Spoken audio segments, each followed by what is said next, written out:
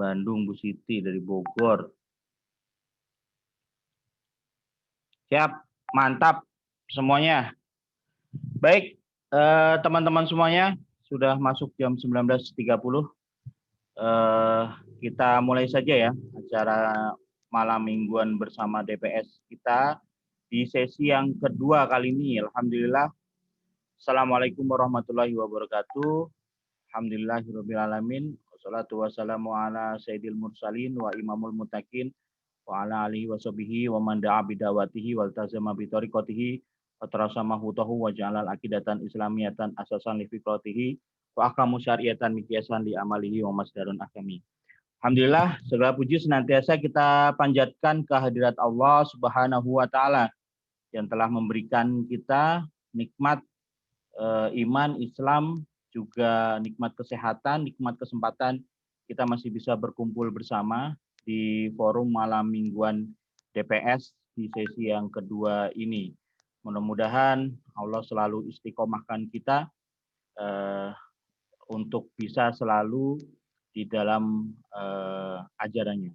Salawat dan salam senantiasa kita sampaikan kepada junjungan kita Nabi besar Muhammad Shallallahu Alaihi Wasallam, kepada para sahabatnya, kepada para keluarganya yang istiqomah setia dalam perjuangan beliau, dan mudah-mudahan kita juga termasuk di dalamnya. Amin. Baik, terima kasih teman-teman semuanya. Insyaallah sudah hadir. Tadi disampaikan di grup juga sudah ada yang dari Aceh ya. Mungkin juga sudah masuk tadi lagi sholat Isya. Mudah-mudahan bisa segera bergabung. Dari Merauke juga ada, jadi lengkap ya. Dari Sabang sampai Merauke nih, luar biasa cara kita hadir. Mudah-mudahan ke depan juga bisa ada juga yang dari luar negeri mungkin ya, bisa hadir juga di sini supaya dakwah tentang properti syariah ini makin tersebar. Mungkin teman-teman semua di sini ada sebagian yang mungkin juga sudah mengenal tentang properti syariah, bahkan ada juga member properti syariah DPS, developer properti syariah DPS. Mungkin juga ada teman-teman agensi yang sudah menjualkan properti syariah, tapi mungkin juga ada yang baru mengenal tentang properti syariah. Nah, hari ini, malam ini kita akan bersama-sama mencoba membedah dari properti syariah ini dengan pembicara. Alhamdulillah sudah hadir di tengah-tengah kita Bapak Arif Sungkar sebagai Ketua Asosiasi Developer Properti Syariah ADPS. Nah, jadi sekedar informasi juga buat yang belum tahu, di properti syariah ini alhamdulillah kita sudah punya asosiasi. Namanya adalah Asosiasi Developer Properti Syariah. Ini sudah legal, resmi ya Pak Arif ya. Terdaftar di Kemenkumham, dan kita juga sudah audiensi alhamdulillah sampai ke staf wakil presiden, alhamdulillah sudah menerima kunjungan kita di beberapa daerah. Kita juga sempat mengunjungi bupati gitu ya, dan juga ada beberapa stakeholder lain yang sudah kita kunjungi ya, kita ajak diskusi terkait dengan perkembangan properti syariah di Indonesia. Dan malam ini kita akan coba mengupas terkait dengan properti syariah ini dengan tema pengembang tanpa bank, berkembang tanpa bimbang. Nah, ini kita akan coba berdiskusi lebih lanjut bagaimana developer properti syariah bisa berkembang tanpa pihak perbankan. Baik, untuk menyingkat waktu, saya persilakan. Nah, ini kebetulan kita juga ada host yang tidak asing lagi di dunia properti syariah. Ini ada Kang Wildan Flip Pro, dikenal sebagai pakar Flip Pro ya. Jadi silakan nanti Kang Wildan sebagai host yang akan memandu acara. Saya persilakan kepada Kang Wildan langsung saja. Oke, terima kasih Pak Sekjen, Pak Ihsan Mutakin. Banyak orang yang nyebutnya imut katanya ya. Masya Allah. Ya, bismillahirrahmanirrahim. Assalamualaikum warahmatullahi wabarakatuh. Waalaikumsalam. Alhamdulillahirrabbilalamin wa bihi nasta'in wa ala umuri dunya waddin wa sallallahu ala sayyidina Muhammadin wa ala alihi wa sahbihi azmain, amma ba'du. Alhamdulillah, seperti biasa di malam minggu ceria kita bertemu lagi di malam minggu bersama DPS. Alhamdulillah hari ini kita kedatangan ketua kita dari Asosiasi Developer Properti Syariah yang luar biasa, yang akan menyampaikan tema juga yang luar biasa yang menyangkut tentang developer properti syariah, mulai dari perjalanannya sampai nanti ada pertanyaan yang besar, mau ngapain gitu sih di developer properti syariah tuh, dengan judulnya kan tadi developer tanpa bank berkembang tanpa bimbang, kan luar biasa ini. Ini sebuah judul yang luar biasa yang dibuat oleh Pak Sekjen kita, Pak Ihsan Mutakin, atau sering banyak yang nyebut Kang Imut ya, walaupun badannya besar seperti saya tapi pengen disebutnya Imut terus gitu. Ya teman-teman, doa amin. Saya akan bacakan CV beliau yang mudah-mudahan kita akan semakin kenal, semakin dekat, karena CV beliau luar biasa dan saya tahu banget sosok beliau, bahkan proyek beliau yang luar biasa. Gak ada matinya, tanpa bimbang, benar-benar ini. Wah, proyeknya gede-gedean, harganya miliaran, tapi benar-benar tanpa bimbang sampai saat ini berkembang terus gitu. Saya perkenalkan panjangnya M. Arif Gunawan Sungkar atau sering disebut dengan Pak Arif Sungkar ya. Ini masih ada hubungan dengan marga Sungkar Pak atau gimana ya? Oke. Ya, sama-sama keturunan Nabi, Kang Wildan. Oh, sama-sama, Masya Allah. Saudara semuslim ya. Keturunan Nabi Adam. Nabi Adam, siap. Tempat tanggal lahir, saya sebutkan ini bila perlu ya. Di Surabaya, tanggal 27 Februari tahun 1980. Masih muda sih Pak ya. Masya Allah, di usia yang matang ya. Hobinya luar biasa nih. Hobinya itu reading, learning, dan outdoor support, camping berarti ya, Pak Arif ya, dan olahraga di outdoor ya.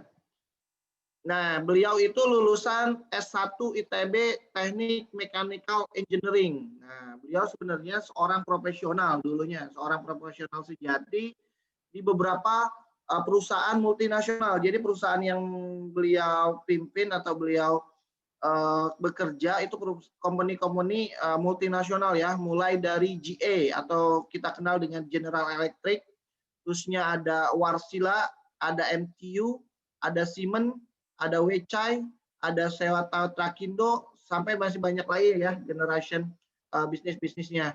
Nah saat ini beliau fokus di properti syariah sebagai ketua Asosiasi Developer Properti Syariah, dan beliau juga sekaligus founder serta CEO dari Royal Orchid Syariah Group. Oke, kita langsung kenalkan saja. Ini nanti nomor teleponnya kalau ada yang mau ya, nemu buat Pak Ketua. 08111 60 18 04. Nah, ini pengen bertanya lebih jauh tentang properti syariah. Ini banyak banget yang dari luar kota, Pak, bahkan banyak banget yang bukan DPS nih. Sebelumnya, sebelum saya serahkan kepada Pak DPS, boleh diketik rata-rata di sini teman-teman profesinya sebagai apa? Udah kenal DPS apa belum? Boleh diketik dong. Apakah sebagai developer konvensional atau developer syariah atau agent atau apapun itu, biar kita tahu nih kebanyakan teman-teman di mana Pak Arif, biar lebih mengenal lagi tentang DPS. Member, ada yang member juga ya. Silakan, dari mana aja dong, tolong diketik dulu. Saya nanti sambil diketik saya akan baca aturan mainnya ya. Nanti Pak Arif akan menjelaskan sedikit materi dan nanti ada sesi tanya jawab dibagi beberapa gelombang gitu ya. Nanti saya yang akan mandu berjalannya sesi tanya jawab gitu ya. Yang mudah-mudahan bisa terjawab semuanya dan bisa saling mendekatkan diri untuk saling mengenal. Oke, Pak Arif, ternyata ada yang agensi, ada member, ada yang di luar member, ada marketing, banyak Pak, ini macam-macam daerahnya juga macam-macam ini.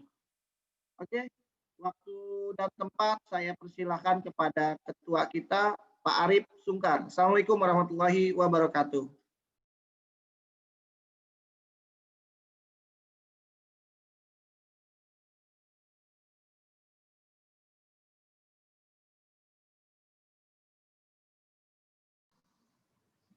Assalamualaikum warahmatullahi wabarakatuh. Waalaikumsalam warahmatullahi wabarakatuh. Semoga suara saya jelas ya, karena tadi ada beberapa yang terputus-putus ini suara Kang Wildan. Ya, ini terima kasih nih Kang Wildan, luar biasa host kita yang masih muda, good looking, kemudian rajin ke masjid, habis Quran juga, ya habis Quran bukan ya. Ini kalau gitu termasuk orang radikal ini nanti. Ya, Assalamualaikum warahmatullahi wabarakatuh buat semua. Bismillahirrahmanirrahim. Alhamdulillahirrahmanirrahim. Wassalatu wassalamu ala asrofil anbiya'i wal mursalin wa ala alihi wa sahbihi ajma'in. Asyhadu an la ilaha illallah wa asyhadu anna Muhammadan abduhu wa rasuluh la nabiyya ba'dah. Allahumma sholli ala sayyidina Muhammad wa ala ali Muhammad kama sholaita ala Ibrahim wa ala ali Ibrahim fil alamin innaka Hamidum Majid. Selamat malam buat rekan-rekan semua yang sudah hadir di sesi kedua. Jadi sesi pertama kemarin kita perkenalkan juga tentang DPS, dan sesi kedua ini insya Allah kita lebih dalam lagi mengenal tentang DPS insya Allah ya. Alhamdulillah kita bisa bertemu di majelis Zoom malam ini yang insya Allah diberkahi oleh Allah Subhanahu wa Ta'ala, dan semoga kita semua bisa berkenalan, tidak hanya di online saja, tapi nantinya bisa bertemu secara offline juga. Amin. Ya Robbal Alamin. Ya, mungkin saya izin share untuk materi saya. Sudah terlihat ya, Kang Wildan, Pak Imut?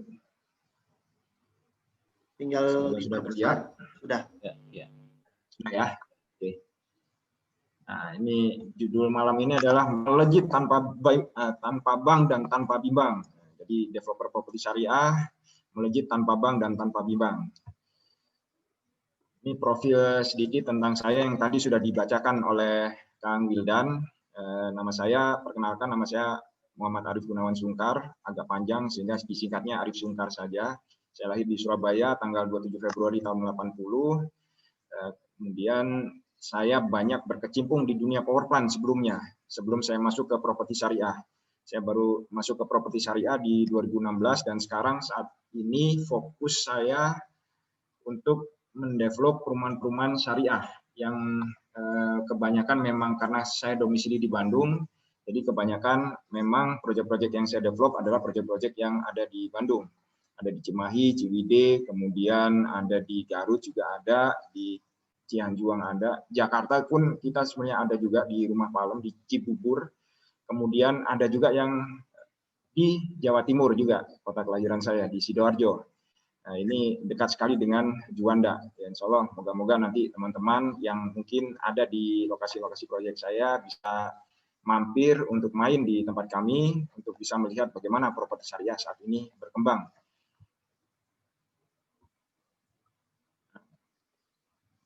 Ini salah satu proyek saya, mungkin coba saya lihatkan videonya agar teman-teman di sini juga bisa mengetahui bagaimana perkembangan properti syariah sampai saat ini ya.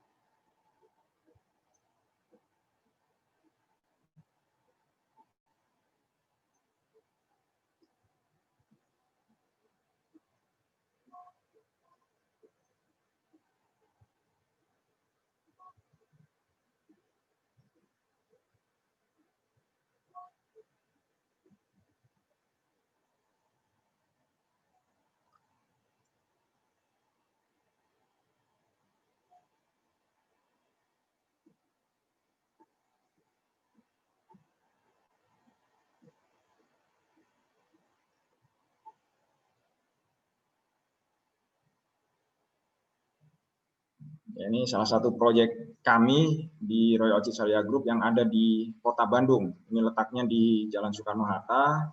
Total ada 3 hektar dan sudah banyak terbangun dan banyak terhuni. Dan luar biasanya kita pakai skema tanpa bank dan tanpa riba ya di proyek-proyek kita yang seperti itu. Ini harga di properti yang tadi saya presentasikan di atas 1 miliar. Jadi properti syariah bukan hanya main di level middle low, tapi middle up pun kita main juga. Dan alhamdulillah saat pandemi kemarin justru malah membukukan penjualan.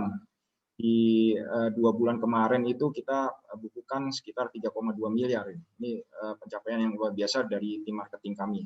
Karena alhamdulillah dengan ikhtiarnya mereka dan kekonsistenan mereka untuk mengedukasi buyer, maka terjadilah closing-closing di properti syariah kita.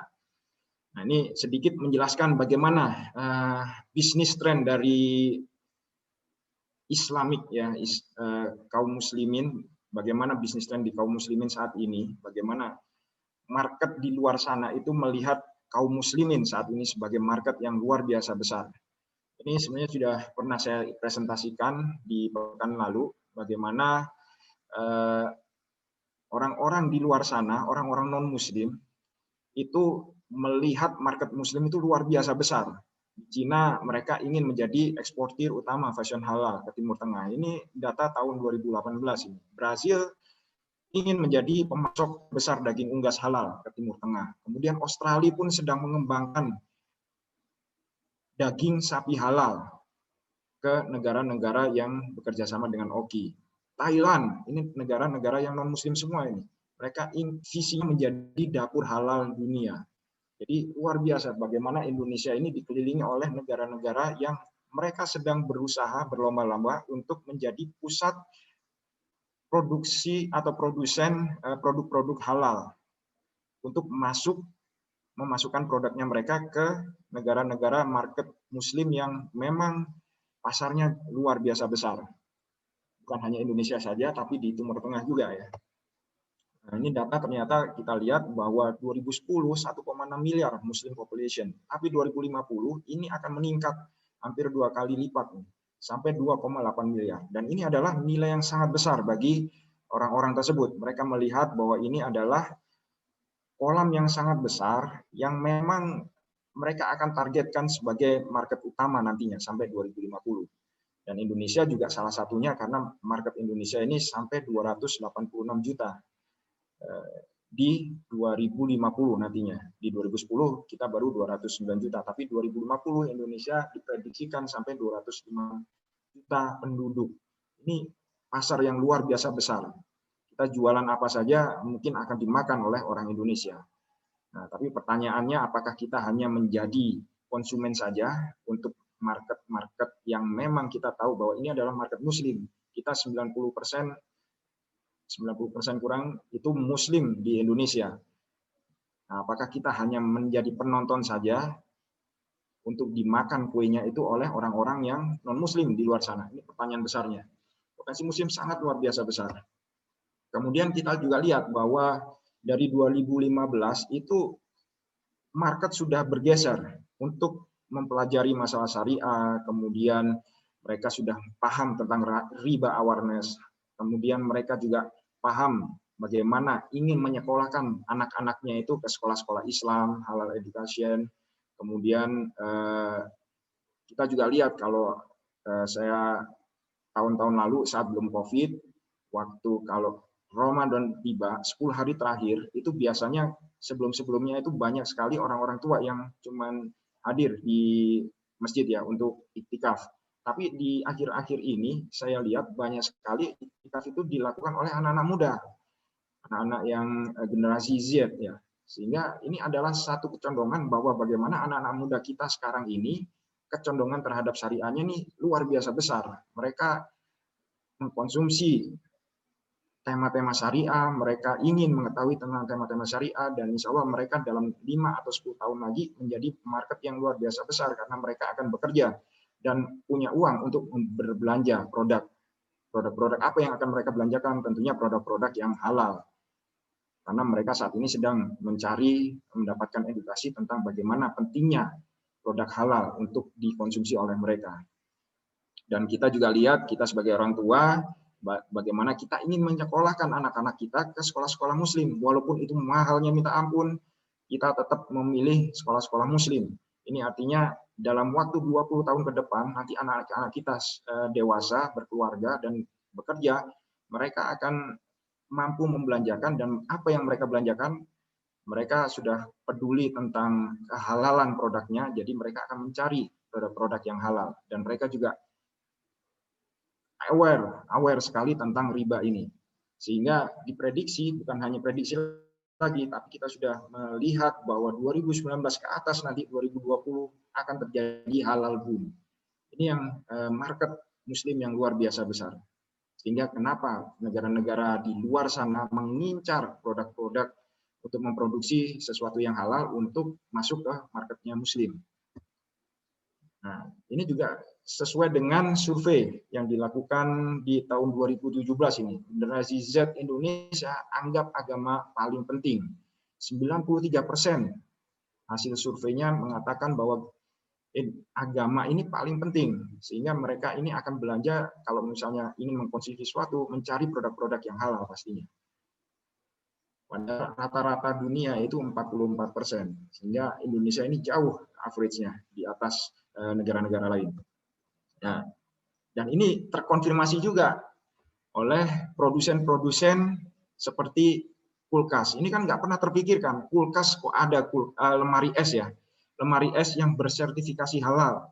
Ini ternyata ada ini, dan diproduksi saat ini untuk menarik minat masyarakat yang muslim tadi, yang sudah halal awareness-nya tinggi, agar mereka membeli produk-produk yang halal. Lemari es pun dibikin sertifikasi halal.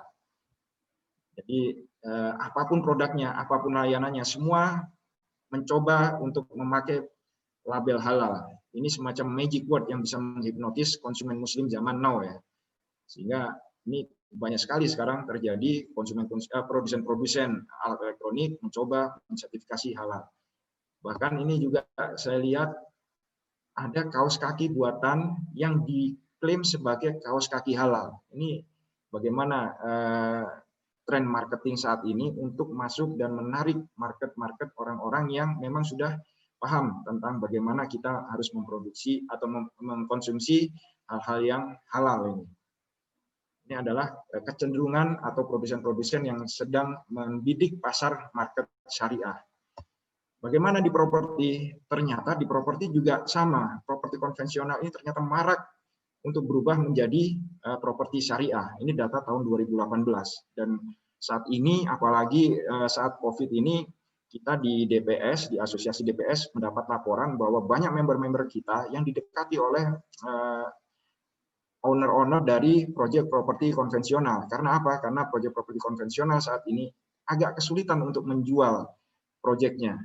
Mereka sudah mendapatkan kredit pembangunan dari bank dan tiap bulan sudah harus membayarkan bunganya, tapi mereka tidak bisa menjual. Karena apa? Bank saat ini sangat ketat dalam melandingkan dananya kepada masyarakat karena kondisi pandemi yang terjadi saat ini ya. Sehingga mereka ini saat ini dikejar-kejar bank untuk membayar bunganya, tapi tidak bisa menjualkan.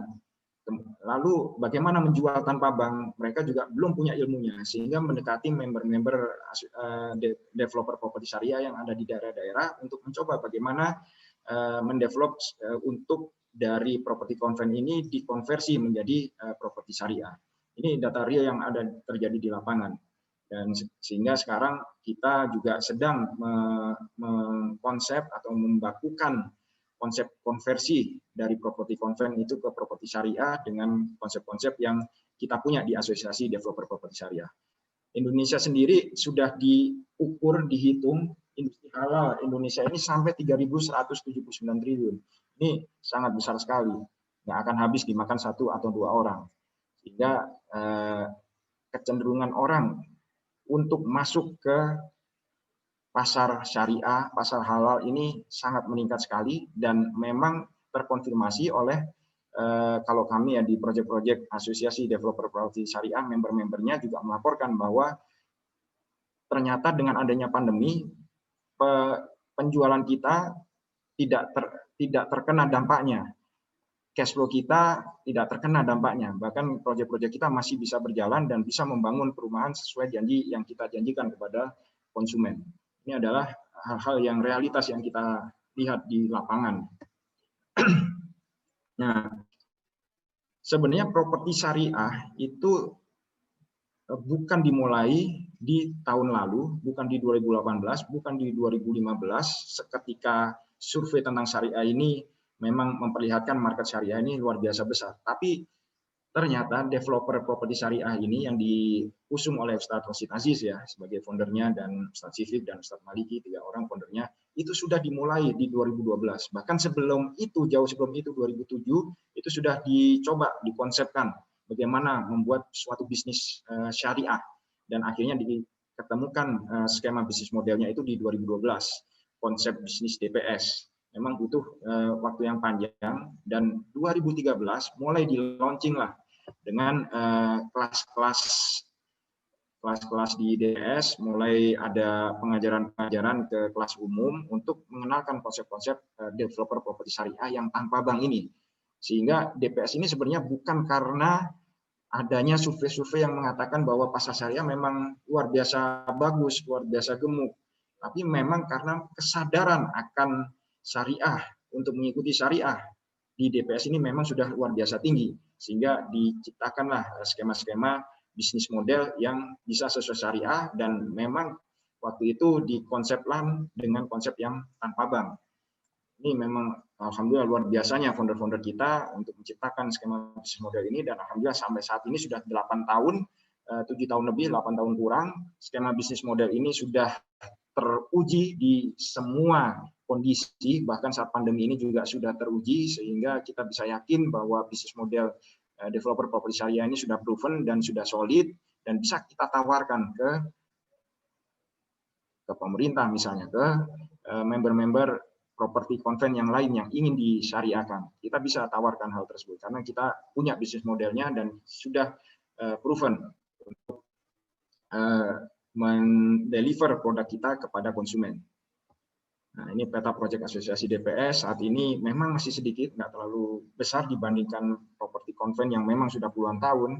Kalau di-size-kan ini memang kurang dari 1%, sehingga kita butuh bantuan teman-teman di sini untuk mensiarkan masalah properti syariah ini, agar properti syariah bisa lebih berkembang, dan masyarakat yang memang ingin mencari rumah dengan solusi yang tanpa bank dan tanpa riba, itu bisa memiliki rumah dengan proyek-proyek dari yang dikembangkan oleh member developer properti syariah. Nah, sampai 2020 memang kita sudah hampir ada di seluruh Indonesia, ada 27 atau 28 provinsi, dan kepengurusan kita juga sudah kuat, ada 28 DPW yang sudah ada kepengurusannya sampai sekarang. Kenapa kita bisa sampai sekarang ini eksis dan bahkan malah meningkat? Karena ternyata surveinya juga mengkonfirmasi hal tersebut. Ini survei dari salah satu marketplace yang ada di Indonesia di tahun 2020 saat COVID itu memang terjadi penurunan di bulan Maret April, memang terjadi penurunan. Tetapi begitu masuk ke Agustus, Juni, Juli itu mulai ada kenaikan lagi, dan kenaikannya justru lebih besar daripada tahun 2019 kemarin. Year on year-nya pada bulan Juli kebutuhan rumah atau pencarian properti itu meningkat sampai 20%. Ini data yang real, sehingga memang kita konfirmasi juga di proyek-proyek kita, di proyek-proyek member, pada bulan Juni-Juli itu mengalami kenaikan penjualan di properti syariah kita. Terus kita juga mulai studi kenapa kok bisa properti syariah yang naik, justru naik penjualannya pada bulan-bulan tersebut. Nah, ternyata ini juga terkonfirmasi dari hasil survei dari salah satu marketplace di Indonesia, bahwa memang 76% itu memang sedang mencari properti dan memang mereka butuh dengan urgent ya. Dan range-nya bisa ada yang 1 sampai 2 M ini 26%, 250 sampai 200 juta itu 26% juga. Jadi pasar yang terbesar adalah di atas 1 M dan antara 250 sampai 500 juta. Dan ternyata juga sebagian besar dari masyarakat juga tidak terimpak secara negatif ya. 22% tidak terimpak secara negatif. Dari 22% itu ternyata setengahnya itu ready. Dan ini juga terkonfirmasi di proyek-proyek kita. Banyak sekali proyek-proyek kita yang berakad pada bulan Juli, Agustus kemarin itu dengan skema cash keras. Karena apa? Ternyata funds mereka udah ready, dana mereka udah ready. Dan mereka ingin mengalihkan dananya itu selain dari masuk ke bank, mereka ingin mengalihkan ke aset-aset yang lebih aman. Nah, kemudian sebagian besar mereka ingin mendapatkan developer promo, dan sebagian 20%-nya lagi memang membutuhkan rumah, bukan untuk sebagai investasi. Karena apa? Mungkin bisa jadi kalau kita teliti, yang rumah yang ada mereka jual untuk biaya modal, kemudian dia butuh rumah di tempat lain, sehingga mereka pindah ke tempat lain, mengakuisisi rumah yang lebih murah, dan dari selisih jualan rumah yang lama itu mereka jadikan modal. Ini yang terjadi pada saat COVID kemarin. Nah, dan ini menariknya, kenapa di properti syariah ini bisa lebih meningkat penjualannya? Sebagian besar pembeli itu menginginkan price-nya turun ya, terdiskon. Ini semua developer bisa melakukan, tetapi sebagian besar 50%-nya itu menginginkan ada keringanan DP. Nah, keringanan DP, fleksibilitas masalah pembayaran. Sehingga ini adalah keunggulan dari properti syariah dibandingkan properti-properti yang lain. Karena apa? Karena kita tanpa bank. Kita yang menentukan, developer yang menentukan mau DP berapa, mau angsurannya berapa, itu bisa dibuat fleksibel, DP-nya 0% pun bisa juga. Angsurannya bisa bertahap dari pertama misalnya saat COVID rendah dulu, kemudian setelah COVID kita prediksi keadaan kembali normal, kita naikkan angsurannya, itu mereka bisa melakukan hal. Kita di developer properti syariah bisa melakukan hal tersebut.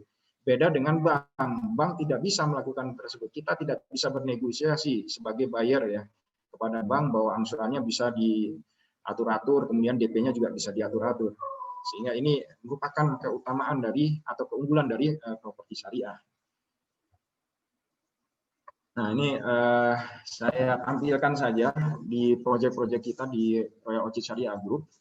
Jadi kenapa saya tampilkan? Agar teman-teman bisa melihat data real dari salah satu proyek yang ada di member developer properti syariah, bahwa di 2020 ternyata penjualan kita tidak lebih buruk daripada 2017-2018. 2019 kita memang mengalami kenaikan yang cukup signifikan. Tapi kalau kita bandingkan di 2018 sama 2017, 2020 penjualan kita ini masih di bulan Oktober nih, masih ada 3 bulan lagi untuk sampai closing. Sehingga kita yakin 2020 masih bisa lebih baik daripada 2017 dan 2018. Ini adalah bukti bahwa saat COVID pun, saat pandemi, properti syariah bukannya malah menurun penjualannya, tapi bisa lebih baik daripada data-data tahun-tahun sebelumnya. Ini yang terjadi, dan kita lihat kalau garis merah ini adalah garis jumlah proyek. Ketika adanya pandemi, itu justru jumlah proyek kita jauh lebih naik daripada tahun-tahun sebelumnya. Ini juga mengkonfirmasi bagaimana properti syariah ini malah meningkat proyek-proyek, dan ini saya yakin member-member di DPS juga mengalami hal yang sama. Karena mereka juga saat ini sedang banyak didekati dan juga sedang mengevaluasi beberapa proyek yang sedang akan dikonversi untuk menjadi skema syariah. Nah, pertanyaan besarnya, kita tahu market syariah ini sangat besar, dan kita juga sudah prediksi terjadi halal boom, terjadi riba awareness. Anak-anak muda kita nantinya itu juga akan sudah paham tentang riba, dan nanti ketika mereka butuh rumah dan membeli rumah, pasti akan mencari yang tanpa riba, yang rumah halal, tanpa bank dan tanpa riba. Lalu, apakah kita melihat bisnis secara syariah ini sebagai hanya transaksi bisnis saja, atau kita sebagai muslim ini melihat untuk berbisnis secara syariah ini merupakan ketaatan kita terhadap Allah Subhanahu wa taala? Apakah ini adalah ketaatan kita terhadap syariah Allah yang Allah turunkan? Nah, ini adalah pertanyaan besarnya. Apakah kita hanya melihat ini sebagai transaksi bisnis saja, atau ini merupakan ketaatan kita terhadap syariah? Nah, saya ajak teman-teman di sini untuk mulai membongkar juga apa yang terjadi di dunia. Kenapa kita tanpa bank dan kenapa kita tanpa riba? Mungkin teman-teman sudah paham dan sudah yakin kenapa kita tanpa riba. Karena memang riba dilarang oleh Allah. Wa halallahu bai'a wa harrama riba. Allah menghalalkan jual beli dan mengharamkan riba. Ini udah jelas. Tapi kenapa kita tanpa bank? Nah, saya coba ajak teman-teman untuk membongkar lagi bagaimana bank berbisnis di dunia ini. Lalu apakah kita hanya melihat pasar syariah ini sebagai pasar yang gemuk saja, atau memang ketika kita ingin masuk bisnisnya sesuai syariah, apakah ini juga merupakan ketaatan kita terhadap syariah, kebutuhan kita terhadap untuk mengikuti aturan-aturan yang diturunkan oleh Allah Subhanahu wa taala. Nah, ini data yang terjadi di bank kita tahun 2018, dan saya yakin sampai tahun ini tidak terlalu jauh juga datanya. 0,41% rekening menguasai 71% uang di bank. Jadi bayangkan, kita 250 juta, 71% uang yang ada di bank itu bukan 250 juta. Tapi nggak sampai setengah persennya. Setengah persen masyarakat itu menguasai sangat besar uang di bank. Jadi ini adalah distribusi uang yang sangat tidak terdistribusikan ya. Jadi hanya mengerucut dengan sistem yang kita pakai saat ini, hanya mengerucut ke beberapa orang saja. Dan kita lihat juga bahwa bank-bank swasta nasional saat ini semuanya hampir dimiliki oleh orang-orang asing, dimiliki sahamnya oleh perusahaan-perusahaan asing. Sehingga ini kalau kita menabung di bank swasta yang nasional, itu sebenarnya uangnya kemana? Larinya ke orang-orang asing juga, ke perusahaan-perusahaan asing juga. Jadi ketika kita menabung di pemaslahatan orang-orang yang di luar sana. Teman-teman mungkin tahu nggak berapa banyak uang yang ada di bank saat ini? Data terakhir yang saya tahu itu 6.000 triliun uang yang ada di bank. Sepertinya besar yang ada di bank di Indonesia ya, di seluruh Indonesia sekitar 6.000 triliun. Besar tidak? Sepertinya besar. Tapi kalau data itu kita bandingkan sama kepemilikan bank di luar negeri, bagaimana volume uang yang ada di bank di luar negeri? Nggak usah jauh-jauh, kita geser ke Singapura saja. Berapa besar volume uang yang ada di bank Singapura? 6.000 triliun seluruh uang yang ada di Bank Indonesia itu dikumpulkan, itu masih kalah jumlahnya dibanding bank nomor 3 yang ada di Singapura. Bayangkan, bank nomor 3 yang ada di Singapura itu jauh lebih besar daripada uang yang kita kumpulkan di bank nasional kita. Jadi sebenarnya kalau kita nabung di bank, itu nggak ada sedikit pun mengalahkan uang-uang yang ada di luar sana. Dan kenapa uang di Singapura ini bisa lebih besar? Karena mereka menawarkan kerahasiaan bank. Sehingga orang-orang yang punya uang jauh lebih besar, itu tidak ditanamkan uangnya di Indonesia, tapi di luar negeri, agar uangnya aman, tidak teraudit sama orang-orang, misalnya orang-orang pajak.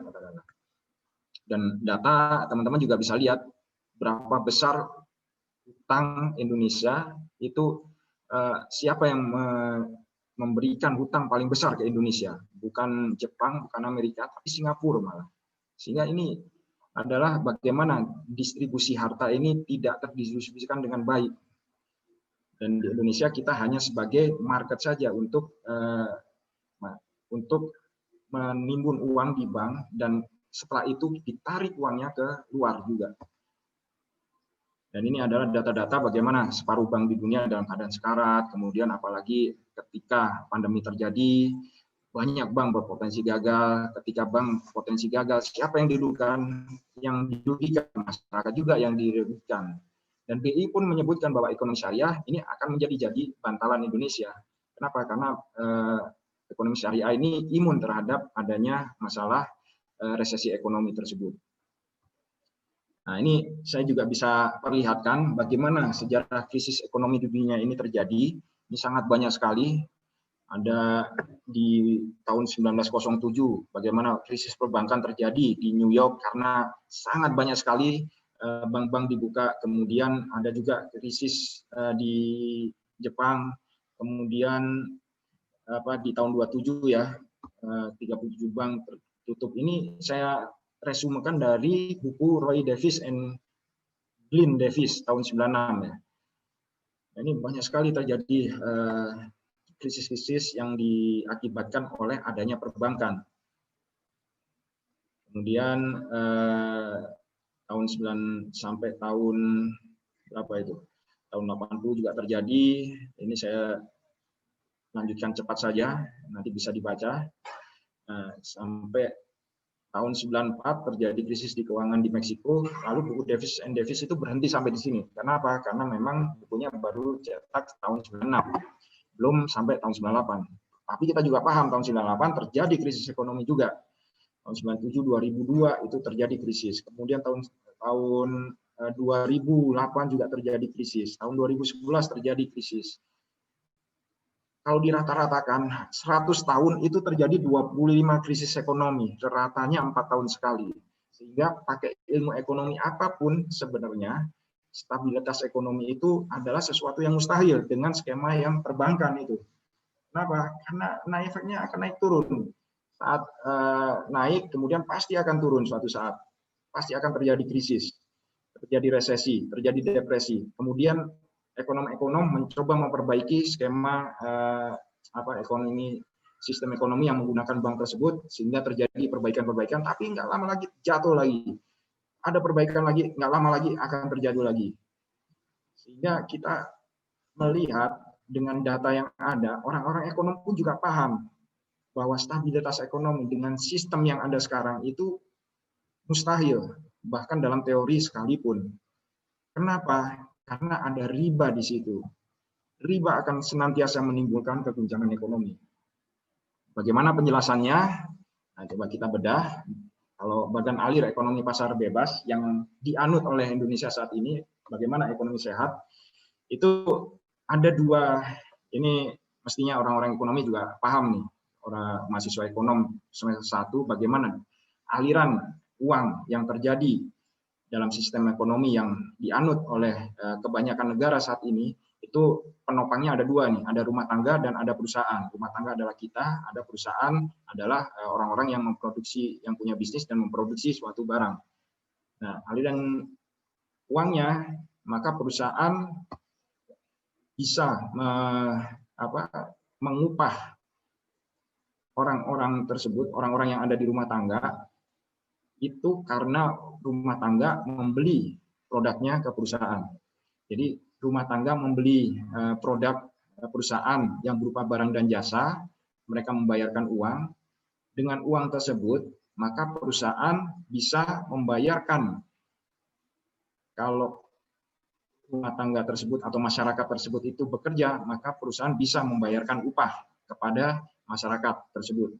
Kemudian perusahaan butuh lahan.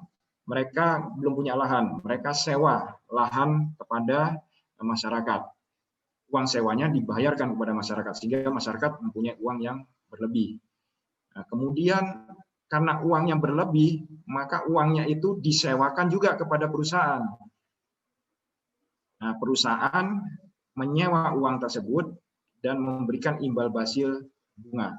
Itu yang terjadi. Nah, kemudian ada teori C mengatakan bahwa supply create its own demand. Jadi perusahaan itu bikin aja produk sebesar-besarnya, produk sebanyak-banyaknya, ini pasti akan terserap oleh rumah tangga, oleh masyarakat. Sehingga ketika perusahaan memproduksi barang yang banyak, karena masyarakat juga akan bakal bertumbuh, selalu bertumbuh, akan meningkat jumlah masyarakat, sehingga perusahaan itu tinggal produksi barang sebanyak-banyaknya, ini pasti akan terserap. Ketika perusahaan makin banyak produksinya, maka margin yang didapatkan oleh perusahaan, keuntungan yang didapatkan perusahaan akan semakin besar. Sehingga nantinya akan terjadi akumulasi kapital di perusahaan tersebut, yang akhirnya akan kita dapatkan wealth of nation, kemakmuran di suatu negara. Ini bagan aliran dasar bagaimana uang mengalir secara lancar ya. Kalau kita lihat sebagai tubuh, kalau aliran darahnya lancar, ini akan sehat. Ini teori ekonomi dari luar sana ya. Ini teorinya Adam Smith. Bagaimana akumulasi kapital, kemudian dengan akumulasi kapital itu maka akan terjadi kemakmuran di suatu bangsa. Terjadi masalah tidak dengan skema seperti ini? Ternyata setelah kita pelajari, ini kalau kita buka Al-Quran di surat Al-Baqarah ayat 275, ternyata ini sudah tersirat juga bagaimana krisis ekonomi itu selalu terjadi berulang-ulang dengan sistem yang tadi saya jelaskan. Disebutkan di Quran surat Al-Baqarah, alladzina ya'kuluna riba la yaqumuna illa kama yaqumul ladzi yatakhabbathu syaitanu minal mas. Orang-orang yang makan mengambil riba tidak dapat berdiri melainkan seperti berdirinya orang yang kemasukan setan lantaran tekanan penyakit gila. Nah, mas ini ada yang mufassirin menafsirkan bahwa ini adalah seperti terkena penyakit ayan.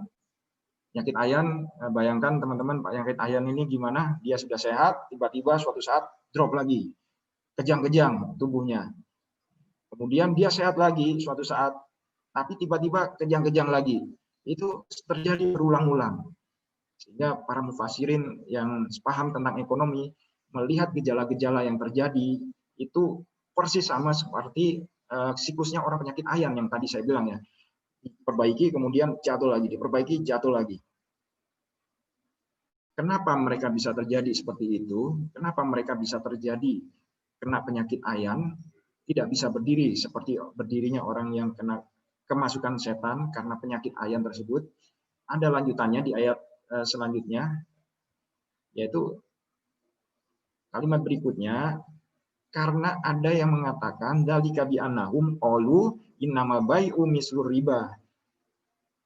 Ini karena ada yang mengatakan bahwa jual beli itu sama dengan riba, nggak ada bedanya. Bagaimana penjelasan ekonominya? Nah, aktivitas ekonomi dan bisnis saat ini yang terjadi itu seperti tadi yang saya jelaskan bahwa masyarakat yang punya kelebihan uang membayar produk kepada perusahaan, kemudian perusahaan mendapatkan akumulasi uang ya, capital gain, kemudian mereka bisa membayar lahan, membayar upah, kemudian masyarakat yang kelebihan uang dikemanakan uangnya disewakan juga ke perusahaan, sehingga perusahaan menyewa lahan atau masyarakat mendapatkan laba, masyarakat mendapatkan barang, kemudian membayarkan sejumlah uang, perusahaan mendapatkan laba. Ini disamakan dengan perusahaan menyewa lahan, membayar kepada masyarakat. Masyarakat mendapatkan uang. Ini sama. Mereka dapat laba, misalnya dia produk 10 juta, produksinya 8 juta, labanya 2 juta. Kemudian dia menyewa lahan kepada masyarakat sejumlah 2 juta. Masyarakat mendapatkan uang 2 juta juga. Kemudian masyarakat yang punya skill bekerja kepada perusahaan dan perusahaan mendapatkan upah. Masyarakat tadi yang bekerja mendapatkan upah sebesar 2 juta. Ini sama, fair kan? Logis. Sudah bekerja, maka dia digaji 2 juta. Logis sekali. Kalau masyarakat tidak mau mendapatkan upah, maka ini sesuatu yang tidak logis. Masyarakat bekerja tapi tidak mendapatkan upah, itu namanya gotong royong, bukan bekerja, gitu ya. Nah, kemudian masyarakat yang kelebihan uang mencoba menyewakan uangnya kepada perusahaan.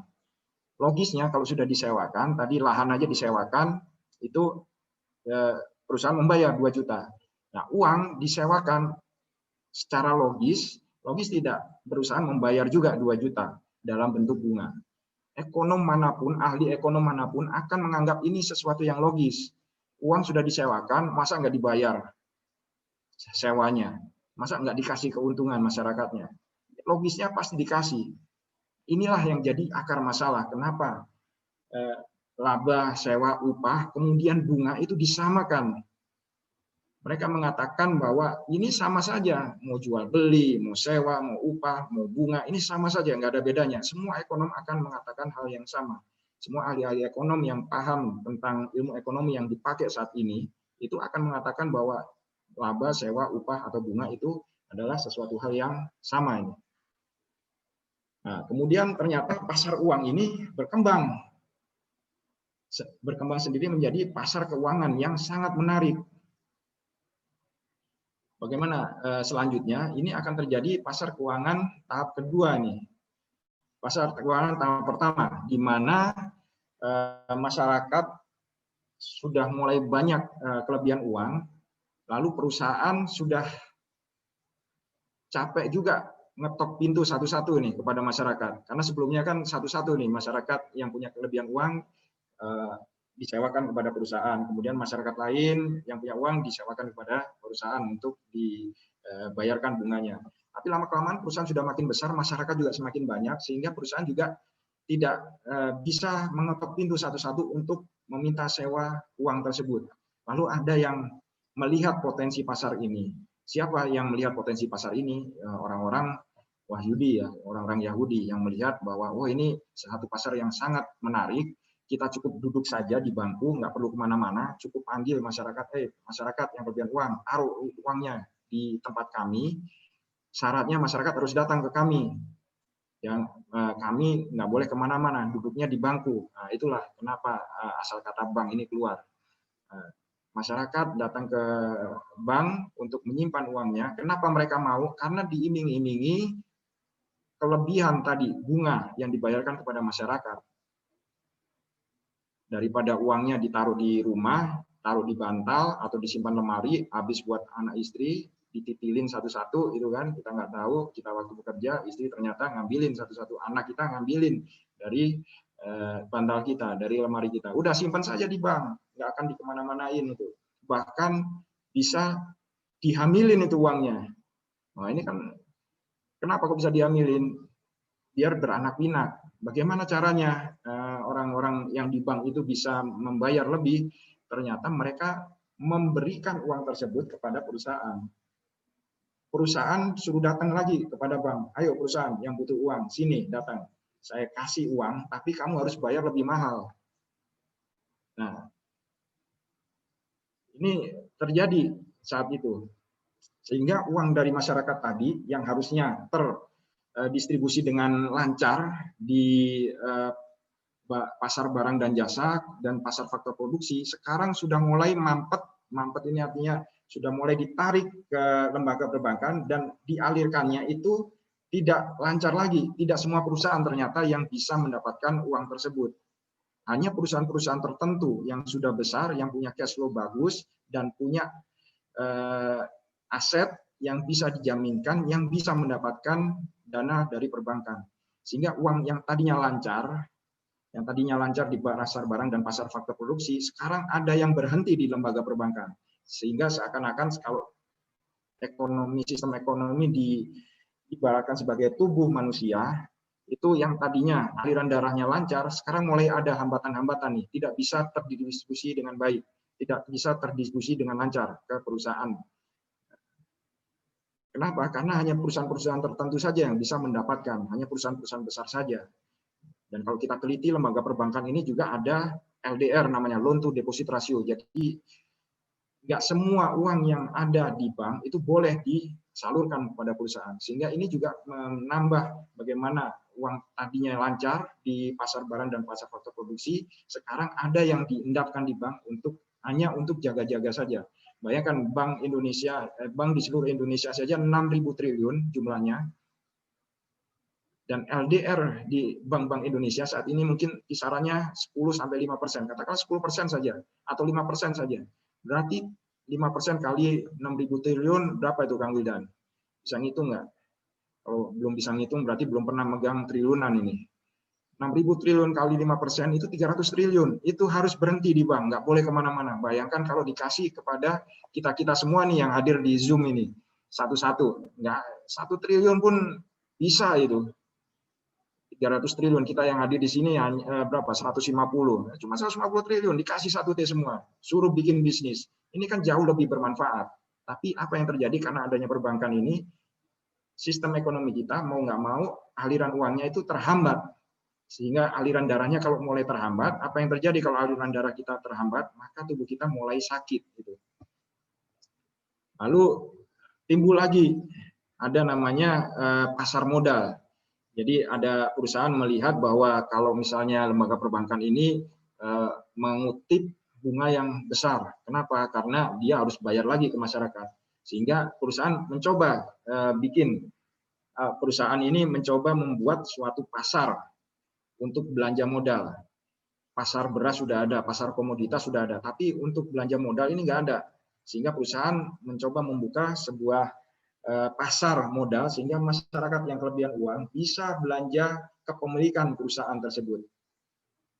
Apa yang terjadi? Ini juga mulai ada sumbatan-sumbatan yang tadinya semua perusahaan bisa mendapatkan aliran uang, tapi di pasar modal hanya perusahaan-perusahaan tertentu saja yang bisa mendapatkan aliran uang tersebut. Perusahaan-perusahaan yang sudah besar, punya aset, dan punya cash flow yang baik. Sehingga ini adalah sumbatan yang kedua yang terjadi. Sehingga kalau tubuh ekonomi kita sudah mulai ada sumbatan, tubuh kita akan ada yang sakit. Bayangkan kalau dulu saya pernah ada jantungnya bisa berbahaya, mau nggak mau tidak, apa yang terjadi? Sumbatan darahnya berhenti, maka jantungnya tidak bisa memompa darah lagi. Nah ini terjadi nih di aliran darah tersebut, aliran uang tersebut ya, dari tadinya ada di pasar barang dan pasar faktor produksi, karena ada yang mengatakan bahwa mau sewa, mau upah, mau bunga, mau dividen, ini sama semua. Nah, orang-orang perbankan harus mengatakan syaratnya untuk bisa masuk sebagai karyawan bank atau untuk menjadi direktur bank, itu harus mengatakan bahwa bunga itu sama dengan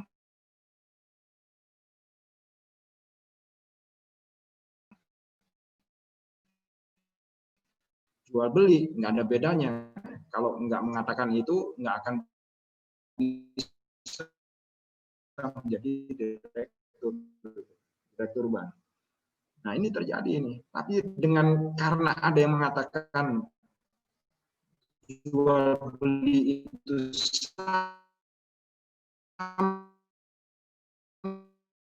dengan riba, maka pasar faktor produksi ternyata sekarang sudah mulai bergeser ke bawah sekunder. Ini banyak yang masyarakat punya uang mulai bertransaksi di pasar sekunder yang bukan pasar real.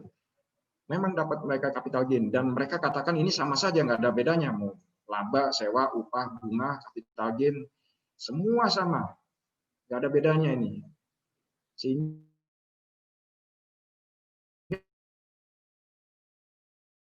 apa yang terjadi ketika kaki kita sumbatannya sudah mulai besar, lama-lama tidak bisa kita pakai untuk jadi di dunia perbankan, di dunia ekonomi yang kita pakai sistem ekonominya saat ini. Kenapa? Karena simpel saja, ada yang mengatakan jual beli dan riba itu sama saja. Gara-gara itu semuanya dianggap sama itu. Gara-gara itu tubuh ekonomi kita, jadi pasar sekunder itu surat itu sudah diperjualbelikan, ternyata masih ada yang kurang puas lagi. Nah, ciri-cirinya orang-orang kapitalisme, orang-orang yang konven saat ini itu mereka melihat yang menggunakan sistem ekonomi yang saat ini, mereka melihat bahwa nggak ada habisnya ini, harus ada lagi ini, harus ada yang kita perjualbelikan lagi. Surat-surat yang tadinya diperjualbelikan sekarang dikasih masalah risiko. Jadi jual belinya sekarang, tapi penyerahan surat-suratnya itu bisa pekan depan. Sekarang dijual 9.000, tapi nggak langsung diserahkan saat ini, tapi bisa pekan depan. Pekan depan ini bisa 9.500, bisa 8.500. Nah, ini kan makin menambah gairah orang untuk melakukan transaksi di bagian bawah ya, pasar yang non real. Kalau pasar real itu pasar barang dan pasar faktor produksi yang di atas. Nah ini ternyata makin lama makin banyak peminatnya. Ini yang terjadi di 2008 saat terjadinya subprime mortgage yang ada di Amerika sana. Dan apa yang terjadi ketika sumbatan-sumbatan ini terjadi di bagian bawah di kaki kita, lama-kelamaan kaki kita akan bengkak, dan akhirnya akan terjadi ledakan ekonomi. Sehingga yang dikatakan tadi, bahwa secara teori ekonomi, kalau kita pakai sistem ekonomi yang ada saat ini pasti akan terjadi siklus naik turun, itu pasti ada. Dan ini sangat mirip sekali dengan tanda-tanda yang dicirikan oleh Al-Baqarah ayat 275, bahwa orang-orang yang memakan riba tidak akan bisa berdiri, melainkan seperti berdirinya orang-orang yang kerasukan setan, yang terkena penyakit gila atau penyakit ayan, pasti akan naik turun itu. Dan ini yang terjadi. Lalu apakah ini yang mau kita pakai terus-menerus? Pertanyaan besarnya itu. pasar syariah ada, tapi kalau kita pakai sistemnya dengan sistem yang ada sekarang, maka yang akan terjadi, kita akan selalu mendapatkan siklus yang seperti yang disampaikan tadi ya, bahwa siklus itu akan pasti naik turun, dan ini adalah keniscayaan, kepastian, karena teorinya akan seperti itu. Secara teori pun tidak akan terjadi kestabilan ekonomi, pasti akan ada terjadi krisis, dan 100 tahun dan makin lama makin dekat jaraknya, itu hampir 4 tahun sekali terjadi krisis. Kalau kita masih memakai sistem yang ada sekarang, maka kita juga tidak akan bisa berkembang. Pasarnya ada besar, tapi kita tidak bisa berkembang sebagai produsen. Yang berkembang siapa? Orang-orang yang sudah menguasai pasar dulunya, yang sudah mengumpulkan harta-hartanya dan tidak didistribusikan dengan baik. Maka pertanyaan besarnya, apakah ini yang kita pakai? Apakah mau ini yang kita gunakan terus-menerus, ataukah karena kita sudah tahu juga masalah pasarnya juga bagus, tapi kita juga paham bahwa dikatakan di Al-Baqarah ayat 275, ini sistem yang pasti akan berulang, terjadi keruntuhan. Nah, kalau kita memang sudah sadar tentang hal ini, dan dikatakan bahwa di Quran surat Al-Baqarah juga 276 ya selanjutnya. Ini 276, ini maaf kurang angka 6-nya sedikit. Yang hakum wahur riba wa yurbis sodako. Allah memusnahkan riba dan menyuburkan sedekah. Jadi Allah ini sudah menjanjikan di Al-Quran, Allah itu akan pasti memusnahkan riba. Kalau riba tidak musnah, maka ayat ini yang salah. Allah yang salah. Tapi kita tahu, kita yakin bahwa Allah tidak pernah mengingkari janjinya. Sehingga kita yakin bahwa riba ini pasti akan musnah. Dan suatu saat Allah akan menyuburkan sedekah. Dan Allah tidak menyukai setiap orang yang tetap dalam kekafiran. Nah, kalau kita tahu, sudah tahu, tetapi kita tetap dalam kekafiran, tetap dalam kekufuran, dan selalu berbuat dosa, maka kita tidak disukai oleh Allah. Di mana keberkahan yang akan kita dapatkan, walaupun kita masuk ke dalam pasar syariah, yang memang gemuk marketnya. Jadi ini untuk bagaimana kita menyadarkan diri kita, menyadarkan keluarga kita, bahwa bagaimana pentingnya kita bukan hanya melihat pasar syariah ini sebagai pasar yang transaksional saja, tapi kita melihat bahwa ini adalah suatu hal yang harus kita ikuti secara syariah, harus kita ubah juga sistemnya untuk bisa mengikuti bisnis yang sesuai syariah juga, sebagai ketaatan kita terhadap syariah, agar kita tidak masuk ke dalam ayat ini, tidak termasuk orang-orang yang tidak disukai oleh Allah, karena kita ingin mendapatkan keberkahan dari Allah, dan bukan hanya dunia saja, karena muslim itu bukan hanya hidup di dunia saja, kita keyakinan kita bahwa nanti di akhiratlah kelak hidup kita yang paling lama. Insya Allah moga-moga teman-teman bisa ini semakin memahami bagaimana konsep developer properti syariah ini, bahwa DPS ini hadir jauh sebelum survei-survei yang terjadi, karena memang kita melihat bahwa pasar syariah ini harus dipakai dengan skema syariah juga, bisnis skema syariah juga. Terima kasih. Alhamdulillah ini sudah selesai. Maaf ini agak lebih dari jamnya.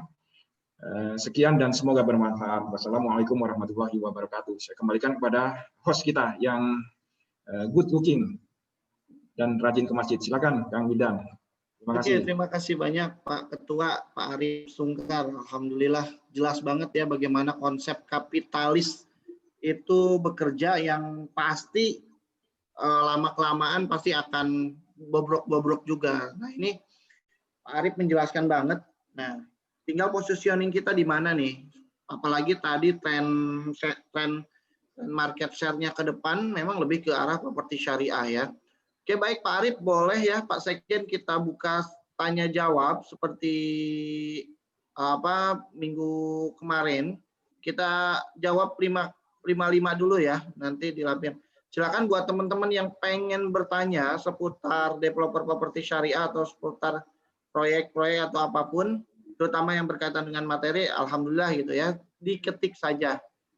Ini ada pesanan dari Ketua DPW NTB, tolong disapa peserta dari Lombok, mereka developer kompen yang diajak oleh Pak Ketua DPW. Wah, terima kasih Pak Ketua dari DPW Lombok. Siapa aja nih yang hadir?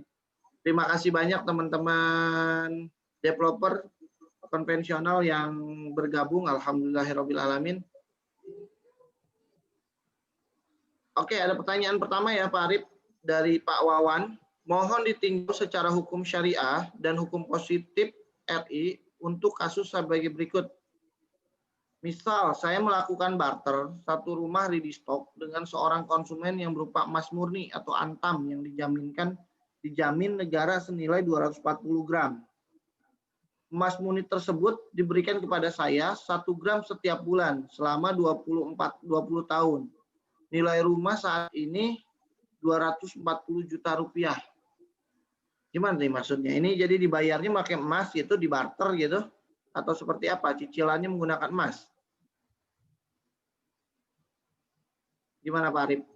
Ya, mungkin perlu diperjelas lagi untuk kasusnya. Khawatir saya salah memahami. Ini ada satu rumah yang ready stock, terus dibarter dengan seorang konsumen berupa emas murni senilai 240 gram. Emas murni tersebut diberikan kepada saya sebanyak 1 gram setiap bulan selama 240 bulan per 20 tahun ya. Nah, mungkin nanti bisa dikonfirmasi lagi ya untuk ini jawaban saya, karena saya memahaminya ini ada rumah dibarter dengan emas. Nah, yang perlu dipahami, emas ini adalah barang ribawi juga ya. Jadi ada 7 barang yang dihukumi Rasulullah sebagai barang ribawi. Emas harus ditukar dengan emas, perak dengan perak. Kemudian ada beberapa barang ribawi yang memang pembayarannya itu harus langsung dan biadin, harus kontan dan langsung pembayarannya. Dan harus senilai ya, harus senilai. Kalau emas ditukar dengan emas, maka 10 gram emas harus ditukar dengan 10 gram emas. Ini yang terjadi waktu ketika waktu Idul Fitri biasanya ada pertukaran uang, jasa pertukaran uang. 100.000 ditukar dengan 90.000. Nah, ini termasuk salah satu bentuk riba fadl. Sehingga ini juga perlu pemahaman kita bahwa emas harus ditukar dengan emas dengan barang yang senilai ya. Dan cash ya, dan biadin. Nah, ini kasusnya ada rumah ditukar dengan emas. Nah, kalau rumah ditukar dengan emas itu boleh berapa saja, tapi syaratnya juga harus ya dan biadin, harus kontan langsung. Jadi kalau ini barter antara rumah dengan emas itu memang harus langsung dibayarkan langsung, tidak secara kredit ya, langsung cash. Nah, beda lagi kalau misalnya ada akad yang mengatakan bahwa rumah itu dibayar dengan dengan kredit 1 gram setiap bulan. Nah, ini beda akad nih. Jadi kalau tadi kan barter 240 gram, tapi dibayarnya selama 240 bulan ya. Nah, itu nggak boleh itu harus ya dan biadin. Kalau barternya ditentukan langsung, itu langsung harus ditukar. Tapi kalau akadnya dibedakan bahwa akad pembayarannya itu adalah akad pembayaran per bulan dan per bulannya itu ditentukan berapa gram, nah, itu masih dibolehkan. Semoga ini pemahaman tentang pertanyaannya ini yang saya masih perlu konfirmasi. Semoga itu bisa menjawab ya ke Kang Wawan. Ya. Baik. Terima kasih. Selanjutnya Pak Arif mungkin ya, atau Pak Sekjen yang lainnya boleh ikut membantu juga, bersama-sama kita belajar bareng-bareng di sini biar saling mendekat dan saling mengetahui ya. Ada pertanyaan dari Pak Eka Haris, bagaimana kiat sukses memulai bisnis properti syariah bagi pemula? Nah, ini mau Pak Sekjen biasanya. Gimana Pak Arif? Kiat sukses memulai bisnis properti syariah bagi pemula kalau saran saya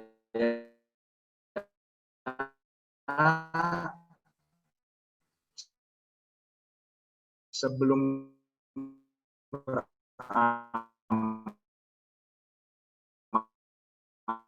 kita harus punya ilmunya dulu ini, Pak Eka.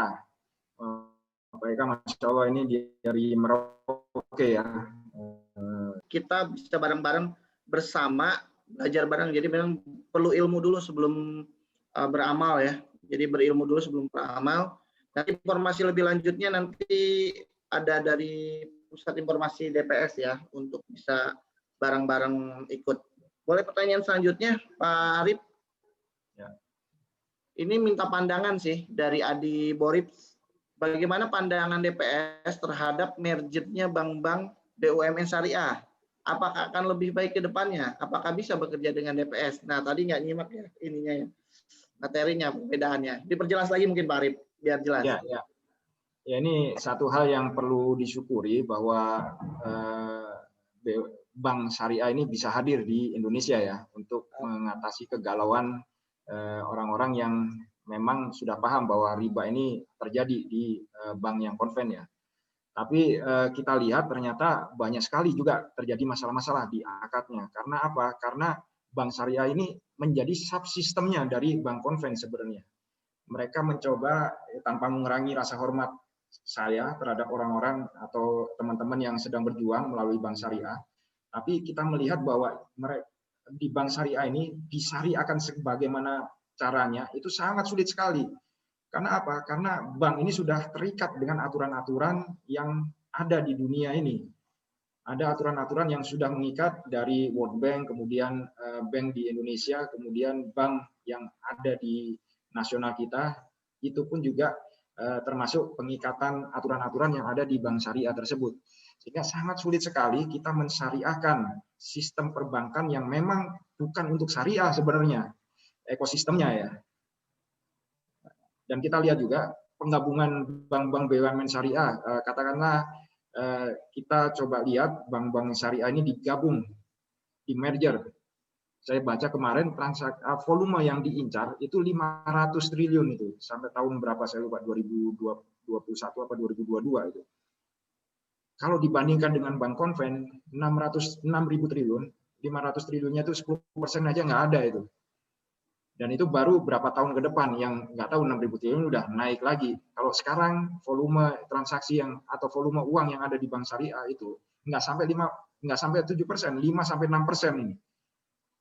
Dan kita tahu bahwa bank syariah ini sudah berdiri tahun 1990.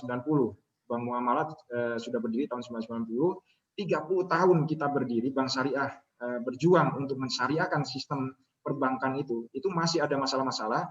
Dan volumenya itu tidak lebih besar daripada 5-6% kisarannya.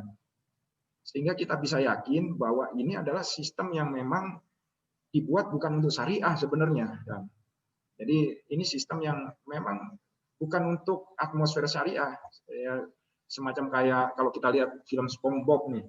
SpongeBob ini kan di dalam laut hidupnya kan. Mereka yang ada di dalam laut, SpongeBob, terus siapa lagi, Patrick, itu bisa hidup enak. Karena memang ekosistemnya mendukung. Tapi ada satu karakter namanya Sandy itu kan. Sandy itu kalau mau keluar rumahnya itu selalu pakai helm itu. Nggak bisa bebas dia. Sehingga ini yang terjadi ketika kita sistemnya memang sistem yang tidak diperuntukkan untuk ekonomi syariah, maka kita juga kemana-mana akan pakai helm, nggak akan berkembang itu nantinya.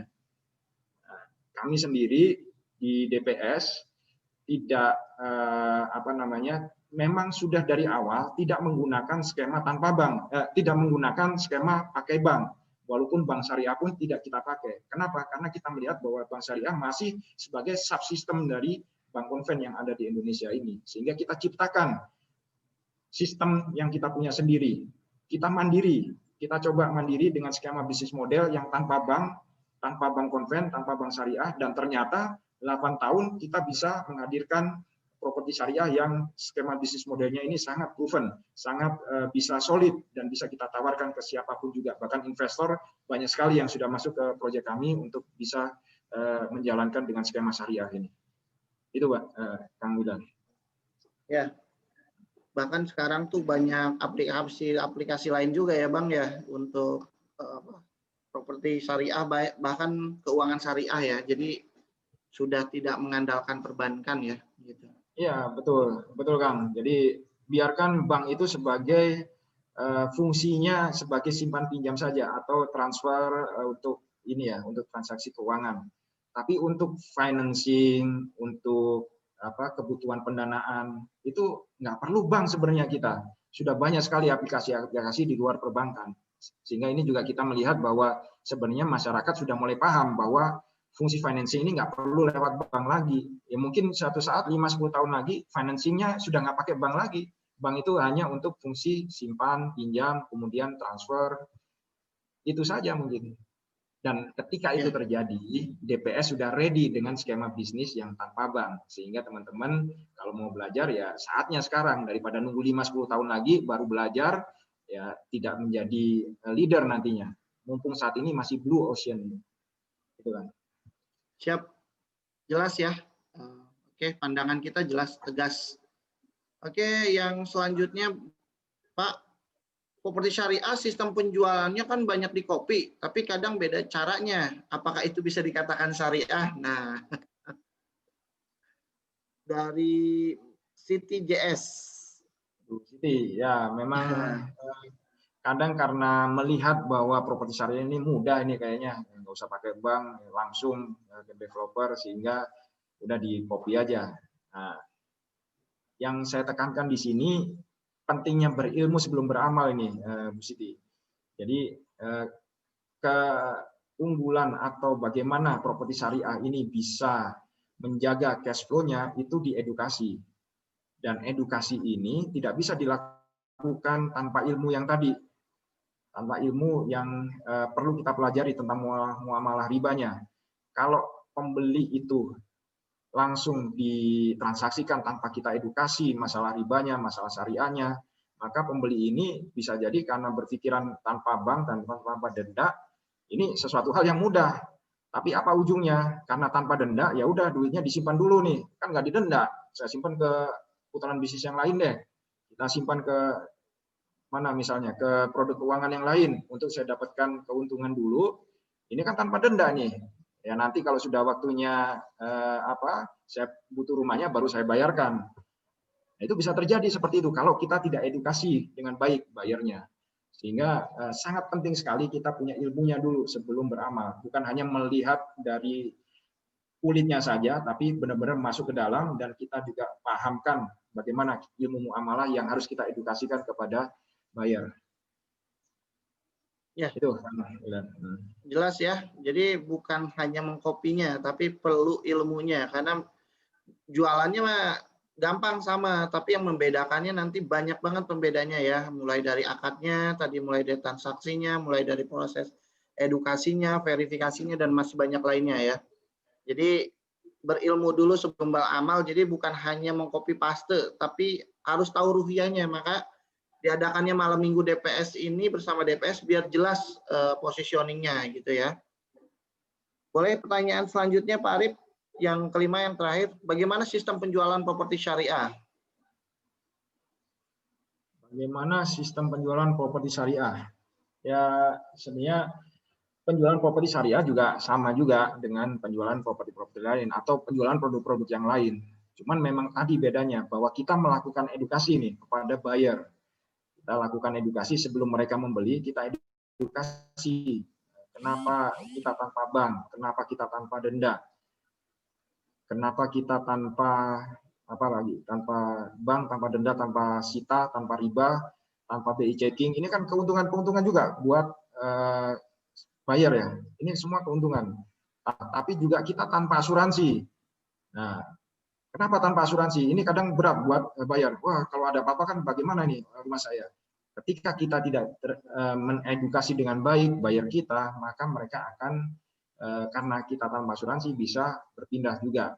Sehingga ini perlunya kita edukasi 7 tanpa itu agar mereka juga memahami kita tanpa bank, tanpa denda, tanpa sita, tanpa riba, tanpa BI checking, tanpa akad masalah, dan kita juga tanpa asuransi. Karena apa? Karena memang inilah yang disyariatkan, inilah yang diatur oleh syariat agar kita transaksinya bisa sesuai dengan syariah yang diturunkan oleh Allah, sehingga kita bisa yakin transaksi kita ini bisa halal, karena yang dinilai oleh Allah itu bukan kita punya rumah atau tidak, tapi ketika kita beli rumah itu kita bertransaksi dengan halal atau tidak.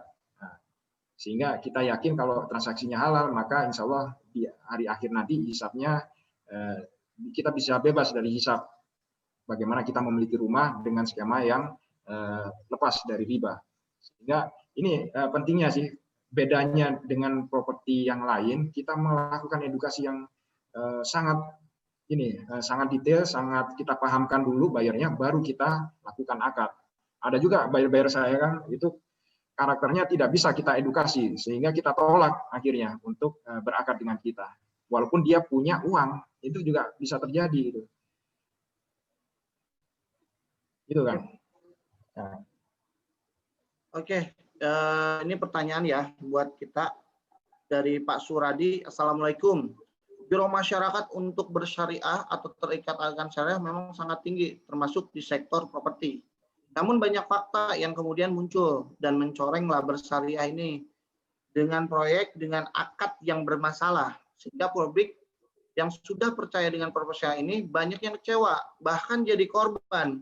Dananya sudah dibayarkan, tapi rumah yang dijanjikan tidak sesuai dengan dijanji awal, bahkan mangkrak. Berkahnya di mana kalau seperti ini? Dan bagaimana membenahi ke depannya biar berkah itu terlihat dan dinikmati banyak orang yang ingin taat, tidak ngeriba lagi. Nah, ini banyak oknum ya. Silakan Pak Arif. Ya, betul Kang Wildan. Jadi memang sangat disayangkan sekali teman-teman yang girohnya besar sekali itu juga tidak tadi kuncinya itu adalah ilmu sebelum beramal. Jadi yang kami lihat, kami teliti bahwa orang yang mendevelop properti kemudian menggunakan stempel syariah itu ada beberapa karena melihat ini sesuatu hal yang sangat mudah, mereka menjalankan konsep bisnis ini tanpa belajar lebih dulu. Ini yang saya katakan bahaya. Dan sebenarnya ini tidak terjadi di properti syariah saja sebenarnya, Kang Wildan.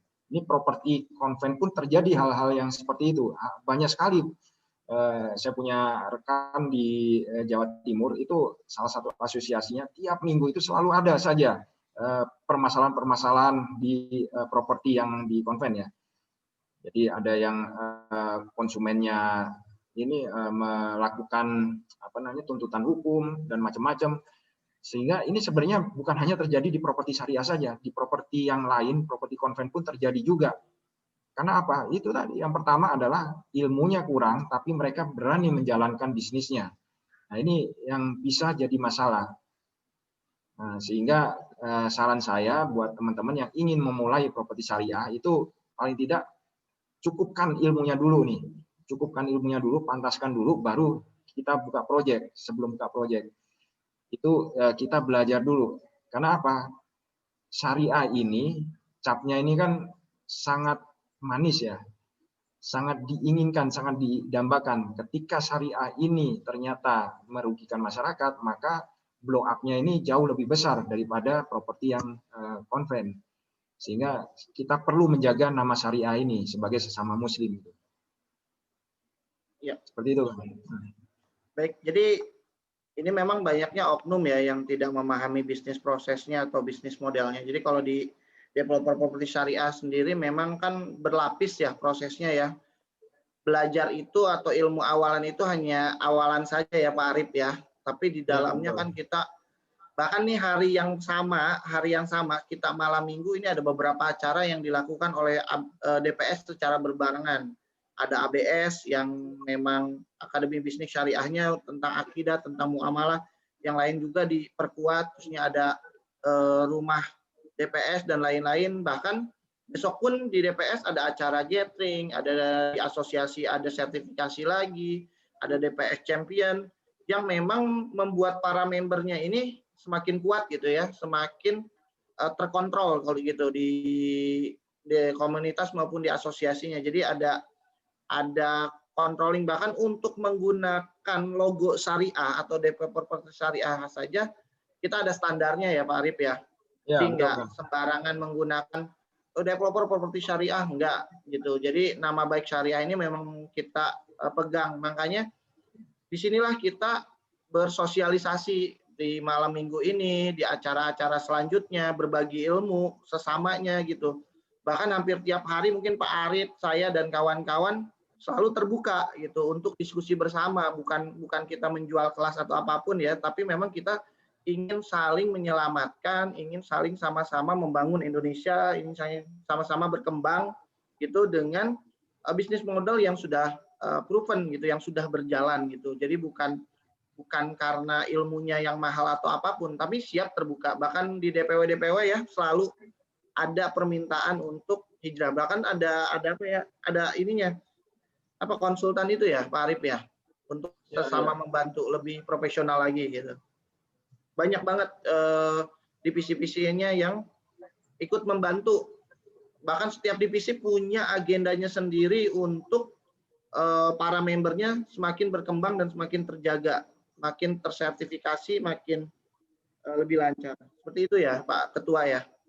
Ya, betul, Kang. Nah, memang di asosiasi ini uniknya dibanding asosiasi yang lain, kita bukan hanya pendaftaran member saja, tapi setelah itu kita ada proses pengawasan dan standarisasi ini. Standarisasi, kita lakukan standarisasi pengelolaan properti syariahnya, kemudian kita lakukan uji kompetensi juga itu.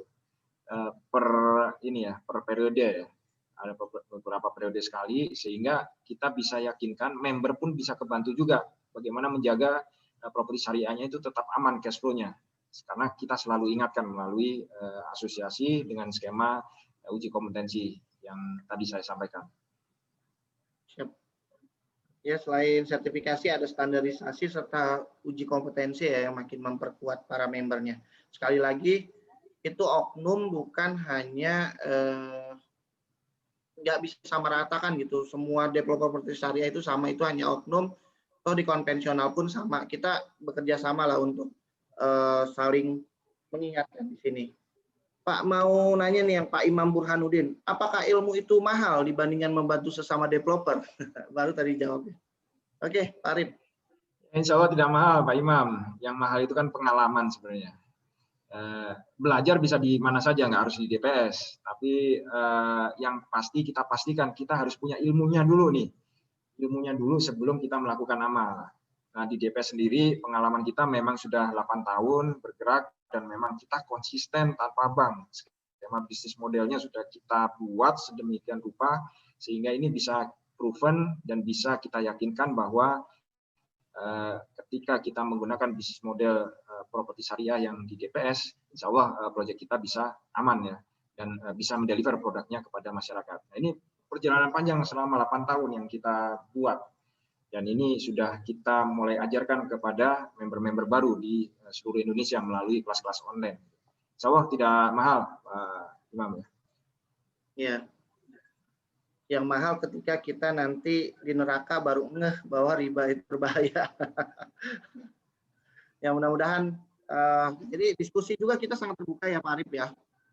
Jadi belajar bisa di mana saja, cuman yang membedakannya di kita tuh saling menjaga lah. Ada program-program juga yang untuk para membernya itu nanti ada standarisasi, ada sertifikasi, bahkan ada uji kompetensi yang itu yang membedakan dengan asosiasi lain. Gitu.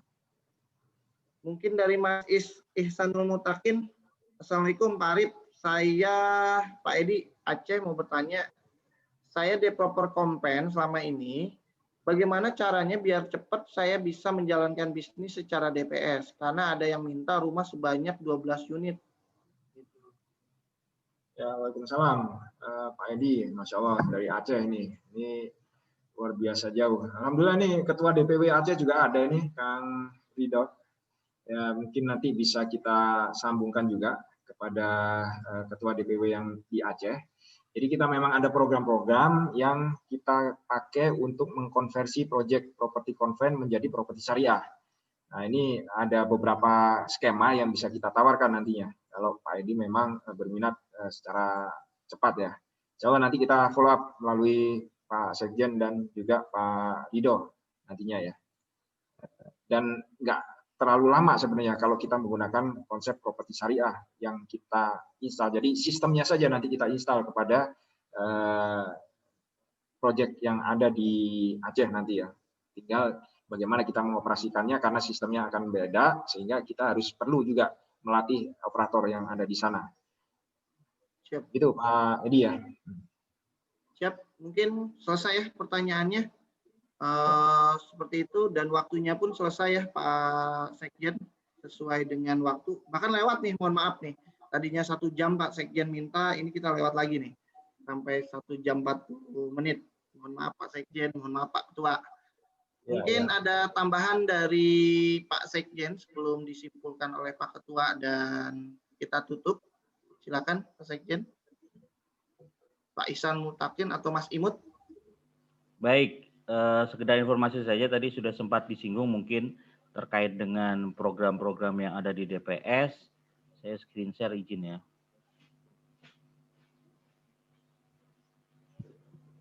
Ya, ini seperti yang sudah saya sampaikan di pertemuan sebelumnya, mungkin kemarin ada yang belum hadir. Jadi bagaimana caranya kalau ingin bergabung di DPS? Jadi ada beberapa event agenda yang bisa teman-teman ikuti sebelum menjadi member DPS. Kita punya yang pertama Syariah Property Insight atau SPI. Kemudian yang kedua mentoring bisnis DPS. Kemudian yang ketiga forum marketing DPS dan yang keempat ya acara seperti malam hari ini, malam mingguan bersama DPS. Apa itu Syariah Property Insight? Jadi ini acara yang kita kemas 3 kali, 3 sesi. Yang ini kita adakan biasanya di awal bulan. Ini contohnya bulan September kemarin ya. Insya Allah nanti kita akan sampaikan informasinya di grup. Buat teman-teman yang belum masuk grup nanti bisa bisa menyampaikan, minta dimasukkan ke grup. Nanti di belakang saya akan kasih nomor information center buat yang bisa masuk grup. Nanti insya Allah kita akan share acara SPI di awal bulan. Ini 3 sesi. Ada Ustadz Rosid, ini founder dan CEO developer properti syariah. Kemudian ada Pak Arif Sungkar. Nah, ini rutin juga Pak Arif Sungkar sharing di Syariah Property Insight ini. Kemudian kita juga ada mentoring online. Nah, ini mentoring online. Kalau tadi Syariah Property Insight mungkin hanya 3 sesi, mentoring online ini akan kita lebih dalam. Ada sekitar 8 sesi materi dan ini akan kita lakukan setiap Sabtu dan Ahad. Dan kebetulan untuk mentoring online di bulan ini kita akan mulai besok tanggal 18 Oktober jam 13 sampai jam 16. Silakan kalau mau mencari tahu informasinya ada kontak personnya di sini. Kemudian nah ini kira-kira jadwalnya apa saja. Ini yang untuk sesi batch yang kelima ya. Ini mentoring online kita sudah ada batch 5. Sebenarnya sebelum pandemi kita adakan secara offline ya di masing-masing daerah. Dan karena pandemi, kemudian kita putuskan semua kita kumpulkan di online. Ini ada materi terkait langkah pengelolaan bisnis properti, ada konsep akad muamalah properti, kemudian ada akuisisi lahan, ada strategi kerjasama dan permodalan properti syariah, insya Allah akan diajarkan juga. Kemudian keuangan dan cash flow kita akan ajarkan, skema penjualan juga akan kita sampaikan, manajemen project juga akan disampaikan, termasuk strategi marketing dan teknik verifikasi collecting konsumen. Jadi insya Allah ilmunya lengkap ya di mentoring bisnis DPS ini. Tadi kalau ada yang bertanya, misalnya saya dari konven mau ke properti syariah, nah, silakan ikuti dan bisa belajar semua ilmu yang ada di sini. Kemudian, nah ini untuk acara malam ini dan juga acara yang kemarin ya, insya Allah kita akan upload di YouTube kita, Bitly TV DPS yang minggu lalu sudah diupload di sana, silakan bisa diakses. Dan untuk yang pertemuan sekarang juga, insya Allah kita akan upload di sana juga. Itu terus kemudian terakhir, nah ini silahkan hubungi nomor DPS Information Center ya, silahkan dicatat 0812 21 800 200. Jika teman-teman semuanya, buat teman-teman developer konven misalnya ingin tahu lebih jauh terkait dengan developer properti syariah, buat teman-teman agensi yang juga ingin menjualkan proyek properti syariah, bahkan mungkin teman-teman di sini yang tertarik untuk membeli menjadi konsumen dari properti syariah, ingin bertanya proyek-proyek mana saja yang dekat di rumahnya, silakan disampaikan di nomor ini. Nanti insya Allah akan kami sampaikan informasi-informasi yang dibutuhkan. Mungkin itu, Pak Wildan. Baik, terima kasih Pak Sekjen. Ya, itu baru kegiatan kulitnya, luarnya, dalam lebih banyak lagi. Oke, mungkin disimpulkan Pak Arif untuk materi hari ini. Mohon statement closing statement untuk pertemuan hari ini dari Pak Ketua. Ya, sedikit saja mungkin Kang Wildan, bahwa bisnis properti syariah ini memang pasalnya luar biasa besar dan saat ini masih blue ocean. Tapi lebih dalam dari itu, bisnis properti syariah atau bisnis syariah dengan skema yang kita mengikuti syariah ini adalah bukan suatu pilihan lagi ini. Ini bukan suatu opsi untuk mendapatkan grab pasar, tapi ini adalah satu-satunya cara agar kita bisnisnya itu bisa selamat dunia dan selamat di akhirat, itu Kang Wildan.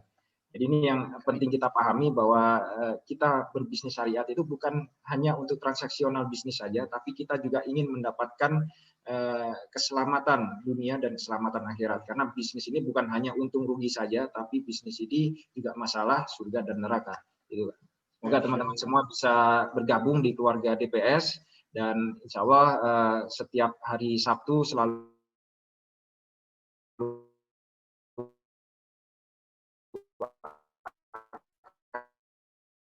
kita adakan materi-materi yang mengingatkan kita atau membongkar lagi pemikiran kita agar kita tidak. Assalamualaikum warahmatullahi wabarakatuh. Waalaikumsalam atas keterangan ilmunya, Pak, itu developer properti syariah. Jangan lupa untuk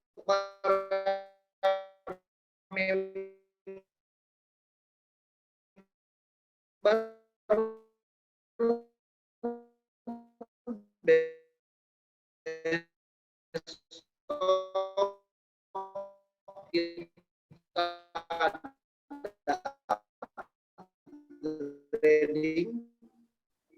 Setiap hari Pak Arif banyak banget yang bertanya tentang DPS dan cara-caranya gitu. Nah, kenapa lahirnya acara ini?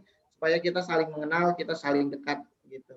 Oke, mungkin seperti itu. Terima kasih banyak buat teman-teman yang sudah menyaksikan tadi, luar biasa. Sampai hampir 130, mendekati 140, tiap minggu makin meningkat.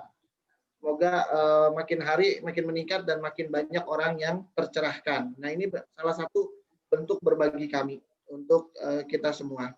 Mungkin saya kembalikan lagi kepada MC, Pak Sekjen, Pak Ihsan Mutakin, untuk menutup acara ini. Baik. Dari saya pamit, terima kasih banyak. Assalamualaikum warahmatullahi wabarakatuh. Waalaikumsalam warahmatullahi wabarakatuh. Terima kasih Kang Wildan, Pak Arif Sungkar, luar biasa ilmunya malam ini. Terima kasih juga buat teman-teman peserta yang luar biasa juga malam ini. Mudah-mudahan kita bisa ketemu lagi minggu depan. Nanti insya Allah informasinya akan kita share untuk malam minggu DPS di edisi yang mendatang. Terima kasih semuanya. Kita tutup dengan hamdalah dan doa kafaratul majelis. Alhamdulillahirabbil alamin. Subhanakallahumma wa bihamdika astaghfiruka wa atubu ilaik. Wabillahi taufik wal hidayah. Assalamualaikum warahmatullahi wabarakatuh. Waalaikumsalam warahmatullahi wabarakatuh. Terima kasih banyak semuanya. Terima Alhamdulillah. kasih semuanya. Jangan lupa minggu depan hadir lagi, nanti kita buat acara yang lebih menarik lagi, semakin jelas minggu DPS. Nanti daftar ke Pak Sekjen, ke DPS Pusat Informasi, biar dapat japriannya. Ya, terima kasih semuanya.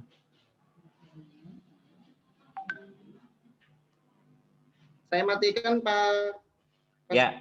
Ya, terima kasih. Sekjen. Ya.